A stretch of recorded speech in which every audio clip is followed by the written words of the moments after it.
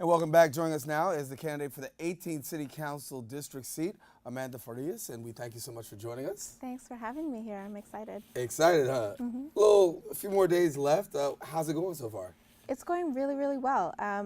We have great momentum in the campaign right now, and we're just trying to keep that going and push through until September 12th. When you look at the district as a whole, what do you see as some of the major things that you need to do? District 18 has a lot of different things that we need to focus on, and what's exciting about me being a candidate right now and having previously worked at City Council, I have the know-how to kind of tackle those issues. Primarily, one of my larger things that I'm focusing on is transportation.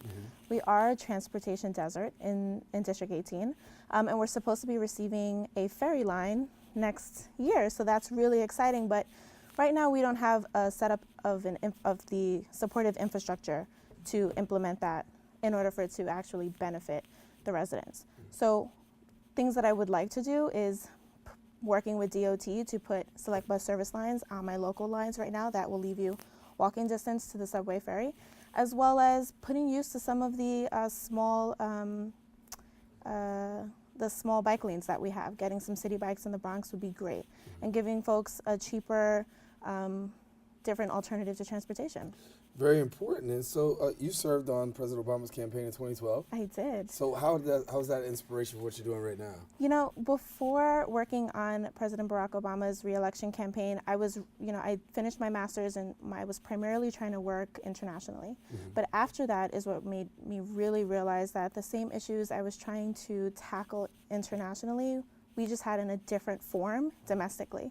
So that's really where my public service started going into full effect, and that's how I ended up working at City Hall. So what made you decide to run for the district seat? You know, anytime anyone asks me that, I immediately think of my mom. I was born and raised in the district. My grandparents came from Puerto Rico and the Dominican Republic, and somehow, some way kept us within the district lines all of these years. But, you know, I was a typical kid. I was fortunate enough to go to public school, go to a private school as well.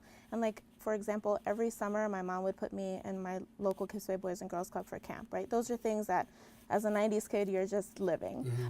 But looking back now and reflecting on my mother's perseverance, I really realized all the sacrifices she was making for me and my brothers. And those sacrifices, though 20 years ago now, looking back at it, are still sacrifices that the families in my district are facing. And that's something that I'm hoping to change with my experience and trying to give back to my community. There is no incumbent in this particular race, but yet still you do have an experienced person in Senator Diaz. You have other candidates there. What do you say to those people who say, you know, listen, what makes the difference between Amanda and the rest of the field? Yeah, well, some folks in this race do have some name recognition, which is great, but ultimately it really comes down to having someone that looks like the district, that knows the district's issues, and is being real.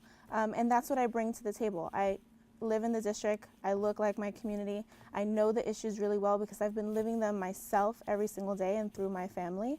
And I also have the experience and know-how in City Council to take all of those issues and actually tackle them with real-life policy or real-life budgetary allocations that are going to benefit them. So when the City Council gets together, obviously you don't just represent your district, but you represent the city as well.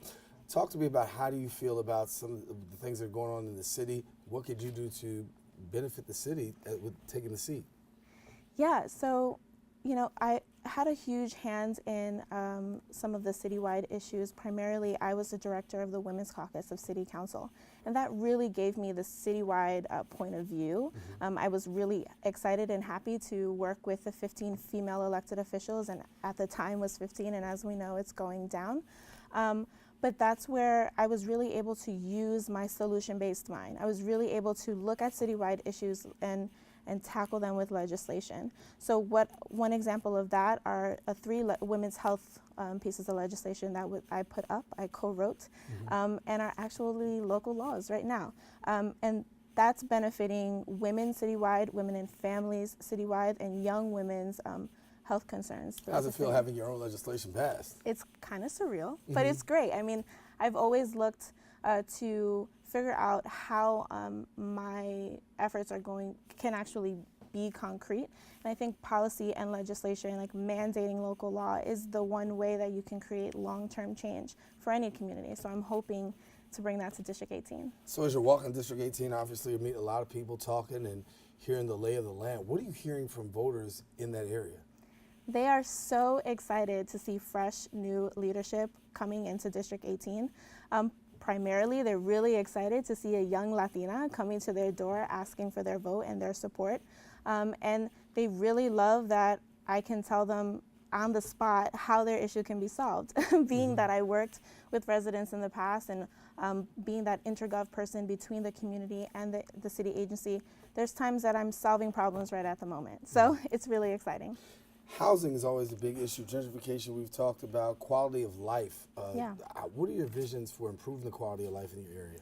You know, District 18 is super diverse in the sense of both NYCHA and homeowners and condo owners and renters, right? So primarily what I'm really excited about is continuing support in tenant protections against harassment, as well as making sure that my community is educated on the right to counsel. Those are things and ways that we as elected officials can protect our residents and make sure that we're here for generations to come in the Bronx.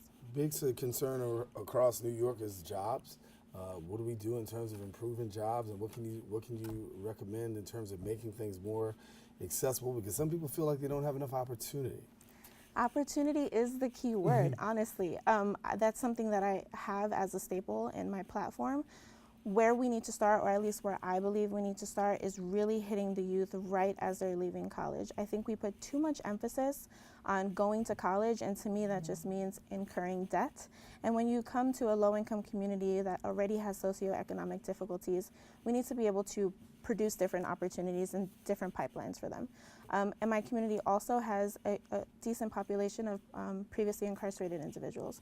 So what I would like to bring and implement are college fairs, vocational training, pre-apprenticeship programs, really giving that access to the community so that they have the know-how to create a pipeline to career, well-paying jobs with benefits, and have a fulfilling life in the district. I want to see that. Well, listen, people are asking right now, hey, Amanda, why should I vote for her? You tell them why. Because I'm the only candidate in this race that's genuinely here for my community. I was someone that was working in the background, very happy working in the background, getting things done in the only capacity I knew how.